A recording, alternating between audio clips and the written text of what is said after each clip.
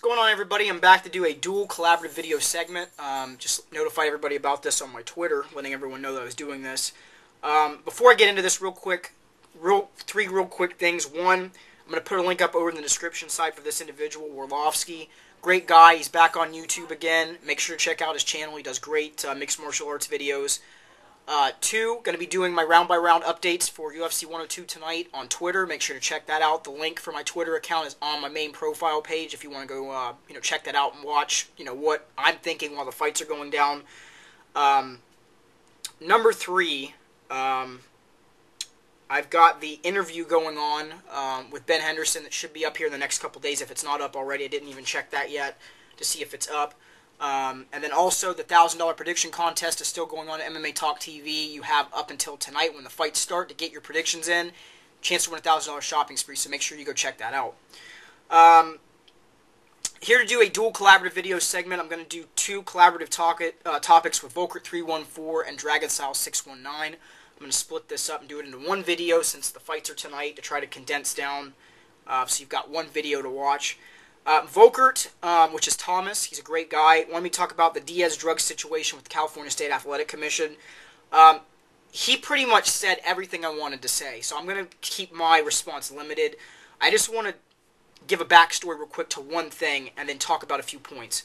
The California State Athletic Commission was, ran by Armando Garcia less than a year ago before he was asked to resign. Or, as they say, he resigned on his own, but many believe he was asked to resign.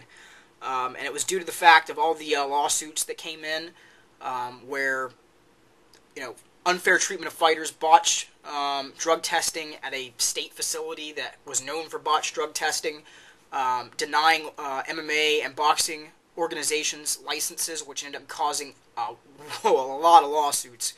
And they're just getting out of that puddle of mud as we speak.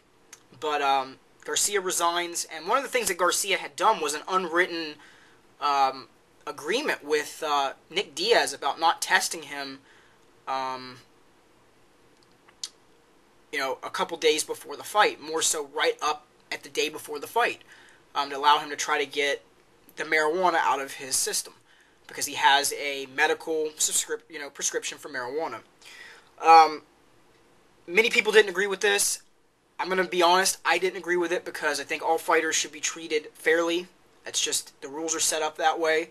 But he was allowed to get away with that, and they did that for him. When Garcia left, the rules were changed. A lot of things changed.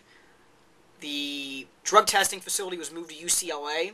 They required random drug testing, which was something that was not done before, and is something I wanted to see because I felt that some of these drug tests that they did, there was a reason why they were getting some false positives in my mind, and it was good to see they were doing random drug testing to try to catch some guys, which is what most of the commissions do. And they sent out a notice at the beginning of the year letting fighters know about this, as well as an email.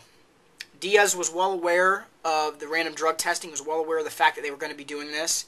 He did not stand up and go ask the commission to give him any leadway. He did not do anything about it. He did not try to do anything about it.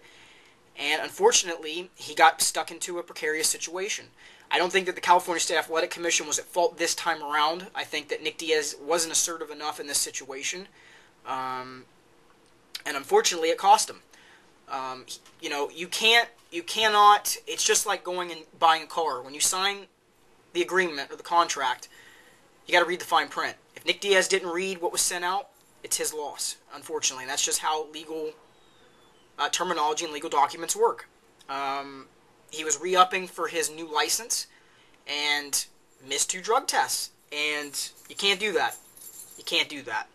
I'm going to agree with a majority of Volkert's points. I think that he hit on what I wanted to hit on and talked about what I wanted to talk about.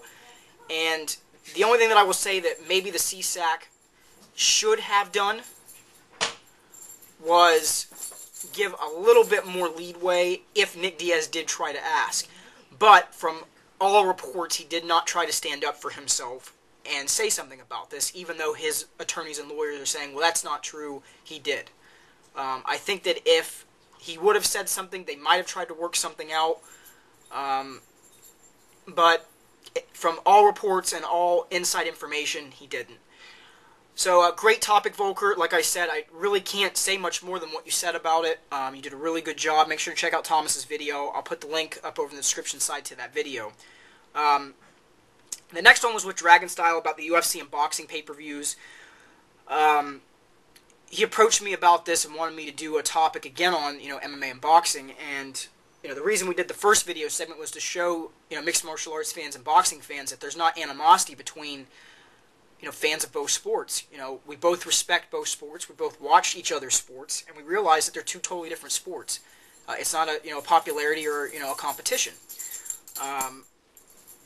One of the biggest things that we're seeing, as of late, has been the two cards, UFC 105 and UFC 103, that are going on the same night as the Marquez Mayweather fight and the Pacquiao Cotto fight.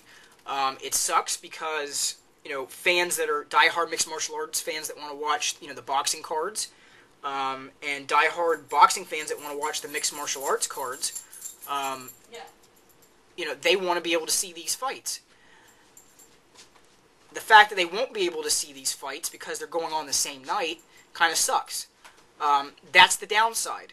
The good side is to this that the undercards have never looked any better. I mean, we're getting 2 free fights for the UFC 103 Belfort-Franklin fight on Spike. 2 of the undercard fights free. We're getting a stacked undercard for the Marquez-Mayweather fight, which, from what I've heard from most boxing fans, it's one of the most stacked undercards they've had in the last couple years.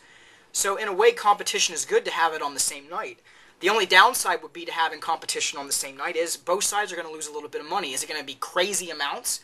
I don't think so. I really don't think it's going to be a huge loss on both sides, but what's going to, suck for the casual fans and the diehard fans of both sports, they're going to lose out on this. I'm not so much interested in the Marquez-Mayweather fight. I respect both Marquez's and Mayweather's, abilities. I like watching Marquez fight, but I'm really more interested in the Pacquiao Cotto fight, and that's going to be taking precedent, or it's going to be taking place the same night as the UFC 105 card in England at Manchester. So I'm going to have to, try to, pay off on the sports bar managers to put both fights up because I'm going to want to see that.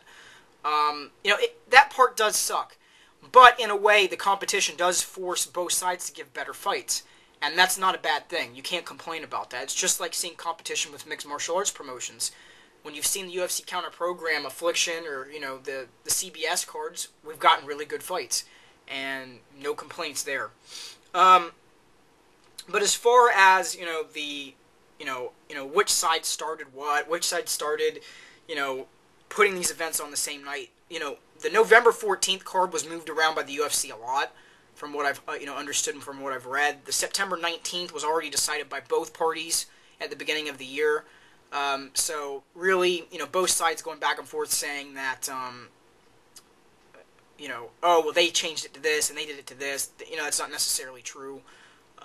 It's kind of childish to see them arguing like that over something as, I think, redundant as that. But, nonetheless, like I said, there's positives and negatives to that. I think that, in a way, like I said, we're going to get better fights.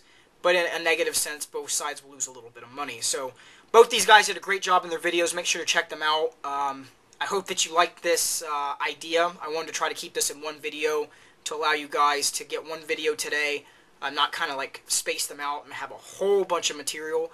Make sure to check out my Twitter account tonight as I do the round-by-round updates for UFC 102.